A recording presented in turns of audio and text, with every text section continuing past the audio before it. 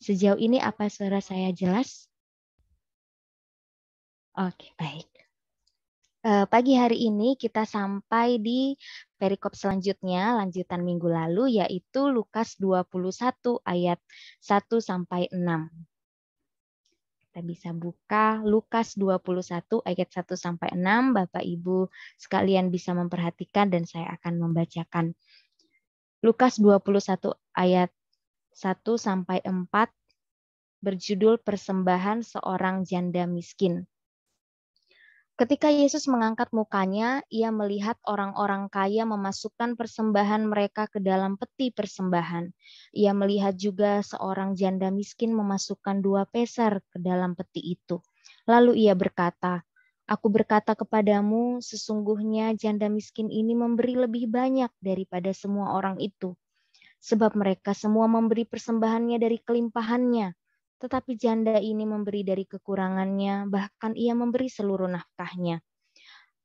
Ayat 5-6 berjudul Bait Allah akan diruntuhkan. Ketika beberapa orang berbicara tentang bait Allah dan mengagumi bangunan itu yang dihiasi dengan batu yang indah-indah dan dengan berbagai-bagai barang persembahan, berkatalah Yesus, "Apa yang kamu lihat di situ akan datang harinya di mana tidak ada satu batu pun akan dibiarkan terletak di atas batu yang lain. Semuanya akan diruntuhkan." Amin.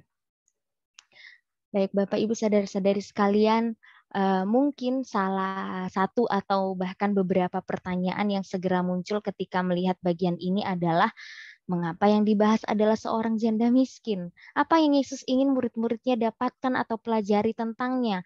Karena perikop ini pun ditulis di Lukas maupun di bagian lain yang paralel dengan bagian ini itu sangat singkat. Kemudian mengapa selanjutnya ada bahasan mengenai bangunan, dalam hal ini bait Allah yang akan diruntuhkan. Nah, kita sampai di bagian ini sebagai lanjutan dari perikop sebelumnya, ketika Yesus mengingatkan murid-muridnya untuk berhati-hati. Ini bagian dari peringatan Yesus di hari-hari terakhir hidupnya di dunia sebagai manusia. Jelas bahwa para pemimpin, orang-orang terpandang saat itu juga ingin membunuh Yesus. Itu Allah kehendaki ketika pada akhirnya nanti Yesus Kristus akan disalib untuk menebus dosa kita manusia. Dan saat itu di masa ini yang ditulis di perikop tadi yang kita baca, juga dari perikop sebelumnya yang kita sudah dengarkan minggu lalu, Yesus memperingatkan orang-orang sezamannya supaya berhati-hati dalam pemahaman dan dalam tindakan mereka. Ketika Yesus berbicara kepada murid-muridnya, ini yang Yesus katakan. Waspadalah terhadap ahli-ahli Taurat yang suka berjalan-jalan memakai jubah panjang dan suka menerima penghormatan di pasar, yang suka duduk di tempat terdepan di rumah ibadat dan di tempat terhormat dalam perjamuan, yang menelan rumah janda-janda dan yang mengelabui mata orang dengan doa yang panjang-panjang. Mereka itu pasti akan menerima hukuman yang lebih berat. Nah, tapi begini, Bapak Ibu sekalian, orang-orang sezaman Yesus itu sangat menghormati para ahli hukum itu, begitu ya, ahli-ahli Taurat, orang Farisi, mereka adalah orang-orang yang dihormati oleh orang-orang di zaman Yesus waktu itu. Jadi mereka itu tidak menganggap ahli Taurat, orang Farisi itu sebagai orang jahat yang seperti yang kita anggap sekarang ini, karena kita tahu bahwa mereka sebetulnya punya niat jahat atau hanya bermaksud buruk terhadap Yesus begitu ya. Tapi orang-orang saat itu melihat bahwa para ahli hukum itu adalah orang-orang yang baik, yang juga mereka hormati. Ya, mereka menghormati para ahli Taurat dan orang Farisi itu. Contoh mungkin sekarang kita, kalau kita boleh sebut begitu ya, seperti imam atau romo atau paus yang selalu sangat dihormati oleh umat Katolik Roma. Status spiritual mereka yang tinggi sebagai semacam mediator antara Tuhan dan umat Tuhan, itu melahirkan kepercayaan yang mendalam di antara umat mereka. Ya, kurang lebih seperti itu di saat itu. Kemudian hadirlah Yesus di tengah-tengah mereka. Dan Yesus berkata bahwa mereka pada kenyataannya, para ahli hukum itu menyukai perhatian. Mereka senang berjalan-jalan dengan jubah panjang, dan pakaian para pemuka agama itu justru itulah yang mereka banggakan, karena itu membedakan mereka dari rakyat jelata di sekitar mereka. Mereka juga senang dengan cara orang-orang menyapa mereka dengan hormat. Kemudian para pemimpin agama juga suka membuat tontonan besar begitu ya, seperti tadi yang ditulis di perikop sebelumnya, dengan berjalan-jalan dan menerima penghormatan di pasar. Mereka duduk di kursi penting atau di tempat terdepan di rumah ibadat, di sinagog begitu ya, di mana semua orang bisa melihat dan mengagumi mereka. Terlebih lagi mereka senang duduk di meja utama setiap acara gereja. Di atas semua itu, para pemimpin agama senang memanjatkan doa panjang juga, dan menyatakan diri sebagai orang yang tulus begitu ya, sebagai orang yang sungguh-sungguh berdoa dengan doa yang panjang-panjang demi membuat kesan yang baik. Sementara tindakan-tindakan itu tidak sesuai dengan tindakan di luar rumah ibadat, atau bahkan dari dalam hati mereka yang luarnya itu tampak spiritual, sebetulnya mereka hanya sedang menikmati perhatian yang mereka terima dari orang-orang gitu. Namun Yesus juga menunjukkan bahwa para pemimpin agama pada zamannya itu, di saat itu, tidak hanya mendambakan perhatian, tapi juga mereka haus akan hal-hal materi. Nah, jadi Yesus berduka sebetulnya bagaimana mereka itu memakan rumah para janda. Kita tidak sungguh-sungguh mengerti sebetulnya yang Yesus maksud dengan memakan rumah para janda itu apa. Apakah mereka beralasan itu untuk persekutuan atau apa, mungkin kita kurang tahu dengan jelas. Tapi yang pasti ini mengisyaratkan bahwa ternyata para ahli hukum itu mengeksploitasi begitu ya orang-orang yang tidak berdaya ini. Itulah mengapa Yesus memakai ungkapan menelan rumah janda-janda begitu. Seolah ini menegaskan maksudnya, kemudian yang kita baca tadi, Yesus itu mengambil tempat duduknya, mengambil tempat untuk berdiri ataupun mungkin waktu itu duduk ya, tepat di seberang tempat orang meletakkan persembahan ke dalam peti persembahan. Persembahan-persembahan itu tentunya ditujukan seperti saat ini ya, untuk perawatan tempat ibadah atau bait Allah, juga untuk para pelayan jemaat yang melayani saat itu. Namun, orang terkadang mengubah ibadah itu atau mengubah kegiatan memberi persembahan itu menjadi cara untuk mendapatkan perhatian. Orang kaya akan melemparkan koin kuningan, emas, dan perak begitu ya ke dalam tempat persembahan yang waktu itu bahannya itu kalau kita masukkan koin itu akan bunyi begitu ya, mengeluarkan suara. Jadi semakin banyak koin yang jatuh, maka semakin bergemerincing atau semakin ramai bunyinya begitu ya. Jadi dengan memberikan persembahan dalam jumlah besar, mereka menarik perhatian orang pada kemurahan hati mereka dan menarik perhatian orang kepada diri mereka sendiri. Nah, sebaliknya, Yesus melihat seorang janda mendekati peti persembahan bait suci. Seorang janda ini orang yang disebutkan tadi ditelan rumahnya oleh ahli-ahli Taurat ya di perikop sebelumnya. Janda ini adalah salah satu dari sekian banyak janda yang ada waktu itu. Ia berdiri di antara atau di sekitar orang-orang kaya yang memberi persembahan. Di sana janda ini tampaknya memberi persembahan yang lebih sedikit daripada yang diberikan orang kaya. Dia hanya memasukkan 2 peser, sangat sedikit, dan tidak seperti para orang kaya, persembahan janda ini tentu hanya menghasilkan sedikit suara gitu ya, tung tung mungkin begitu, entah seperti apa suaranya. Tapi 2 koin yang masuk itu tentu suaranya lebih sedikit, tidak seramai suara koin-koin atau persembahan yang diberikan oleh orang-orang kaya. Dan Yesus menegaskan kontras persembahan itu kepada murid-muridnya. Di ayat 3 kata Yesus, "Aku berkata kepadamu, sesungguhnya janda miskin ini memberi lebih banyak daripada semua orang itu."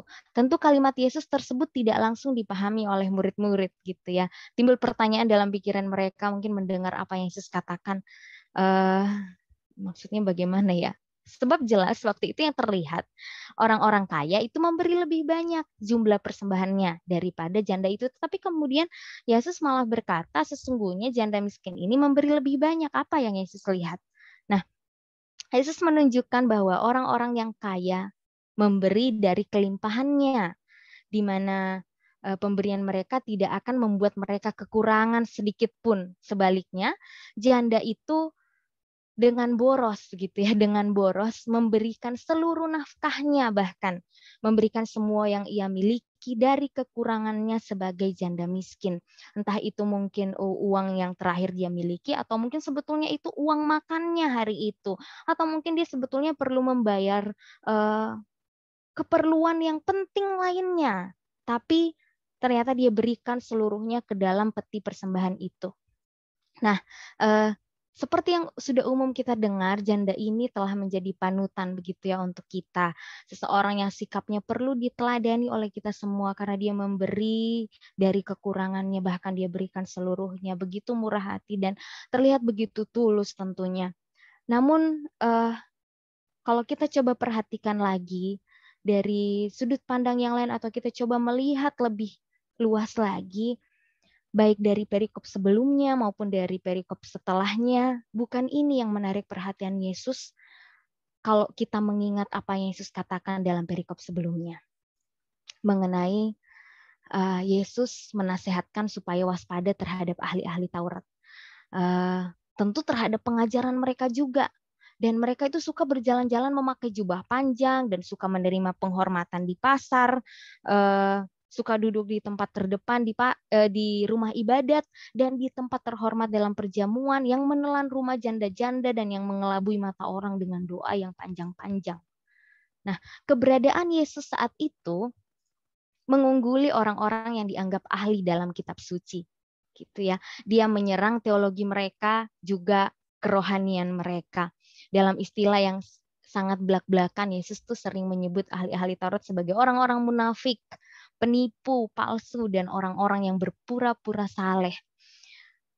Mereka melakukan hal yang benar hanya untuk pertunjukan, menggunakan pakaian imam sebagai penutup hati yang sebetulnya tidak tulus. Nah, apa yang Yesus sampaikan tentang ahli-ahli Taurat ini, ketika Yesus mengatakan bahwa ahli-ahli Taurat melahap rumah para janda, inilah yang menolong kita untuk memahami maksud perkataan Yesus tentang persembahan seorang janda miskin. Di Lukas 20 ayat 47, saya bacakan sekali lagi ya Bapak Ibu, yang menelan rumah janda-janda dan yang mengelabui mata orang dengan doa yang panjang-panjang. Mereka itu pasti akan menerima hukuman yang lebih berat. Nah, karena Yesus segera menyebutkan juga pembacaan doa panjang-panjang mereka, mungkin para ahli Taurat pada dasarnya itu Bapak Ibu kalau kita coba pikirkan ya, coba bayangkan waktu itu. Mereka itu sebetulnya orang-orang yang suka menjual pelayanan mereka, gitu ya. Mereka dengan doa-doa mereka juga membebankan orang untuk berbagai tindakan pelayanan-pelayanan begitu. Bahkan dari tindakan mereka mencoba untuk yang tadi sempat saya sebutkan, mengeksploitasi bahkan janda-janda yang miskin itu. Apapun spesifiknya, tampaknya para pemimpin agama itu melakukan sesuatu yang membuat populasi janda yang sudah rentan merasa berkewajiban untuk memberi ke rumah ibadat lebih dari yang sebetulnya mereka mampu untuk berikan, gitu.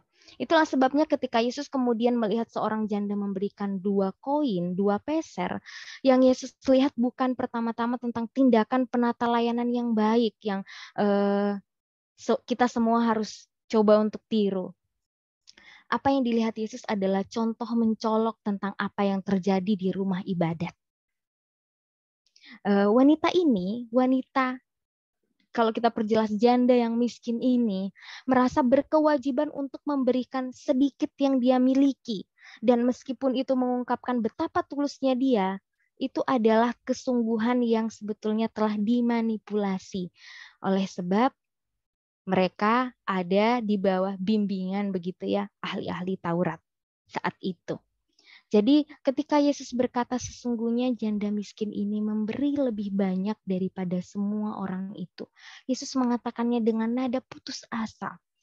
Sebab dia seharusnya tidak melakukan itu. Dia seharusnya tidak disuruh melakukan itu.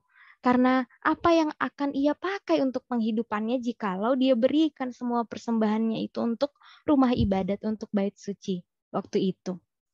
Jadi tidak mengherankan bahwa di perikop selanjutnya Bapak Ibu ketika para murid memperhatikan kemegahan bait Allah, kemegahan bangunan bait suci itu sendiri, Yesus berkata bahwa suatu hari nanti di ayat 6, suatu hari nanti seluruh tempat itu akan diruntuhkan. Apa yang kamu lihat di situ akan datang harinya di mana tidak ada satu batu pun akan dibiarkan terletak di atas batu yang lain. Semuanya akan diruntuhkan. Jadi sepertinya kalau kita melihat situasi yang dari awal sudah Yesus sampaikan itu juga seolah menurut Yesus penghancuran bait suci, bangunan bait suci itu sendiri adalah hal yang adil. Sebab mereka membangun sesuatu dengan keuntungan haram, begitu ya. Dengan mungkin itu tadi yang Yesus maksudkan, menelan rumah janda-janda dan mengelabui mata orang dengan doa yang panjang-panjang. Bapak Ibu, perspektif kasih karunia dalam perikop ini yang kita sudah baca tadi mengingatkan kita bahwa kita semua hidup tenggelam dalam kasih karunia Allah di dalam Kristus. Itu seharusnya juga apa yang kita lakukan dalam kehidupan Kristen, dalam kehidupan rohani kita, termasuk memberi persembahan, harusnya itu merupakan aliran keluar dan luapan kasih karunia itu.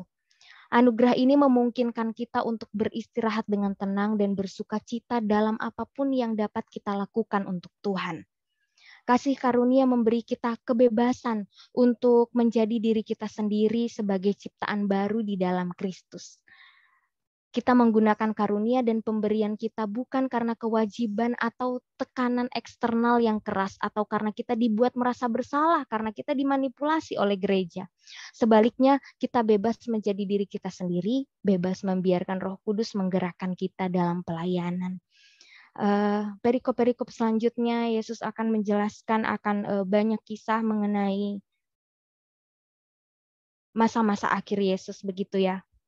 Selanjutnya perikop berjudul permulaan penderitaan di mana Yesus kembali memperingatkan murid-muridnya supaya mereka jangan disesatkan karena banyak orang akan datang dengan memakai nama Yesus dan berkata akulah dia dan kemudian hal-hal yang akan juga berat dialami oleh murid-murid saat itu. Jadi Yesus sudah mengingatkan mereka bahwa sebetulnya yang diperlukan oleh mereka adalah hati mereka yang terpaut kepada Kristus dan kasih karunia Allah dalam hidup mereka, bukan semata-mata karena para ahli hukum misalnya yang membuat mereka merasa bersalah atau yang memberikan mereka banyak peraturan tentang bagaimana mereka harus hidup ataupun memberi, kemudian justru membuat mereka kehidupan mereka tidak merasakan kasih karunia Allah begitu. Padahal Allah sendiri memberikan anaknya itu merupakan kasih karunia yang besar. Yesus tidak memaksa manusia sebetulnya untuk melakukan ini dan itu bahkan melakukan sebanyak mungkin, tapi Allah sendiri melalui Yesus Kristus menyentuh hati kita bahwa seharusnya apa yang kita berikan kepada Tuhan itu juga karena kita merasakan bahwa ini bagian dari kasih karunia Tuhan untukku begitu. Jadi mungkin ini juga bisa membuka mata kita melihat ya waktu keadaan itu begitu menyedihkan ya menjadi janda-janda miskin yang kemudian harus memberikan sebanyak itu, sedang bagaimana dengan kehidupannya kemudian begitu. Tapi syukurnya kita juga bisa melihat bahwa dari janda-janda miskin ini kita dapat melihat contoh orang-orang yang benar-benar hidup ingin menyenangkan Tuhan seperti lagu kita yang kita nyanyikan tadi. Dan kiranya bagian ini pun boleh menyentuh hati kita untuk mengingat kembali bahwa mari kita mulai semuanya dari dalam hati kita. Kiranya apa yang kita lakukan keluar itu adalah apa yang terdorong dari dalam, bukan karena tekanan dari luar. Sekian renungan hari ini, Tuhan Yesus memberkati.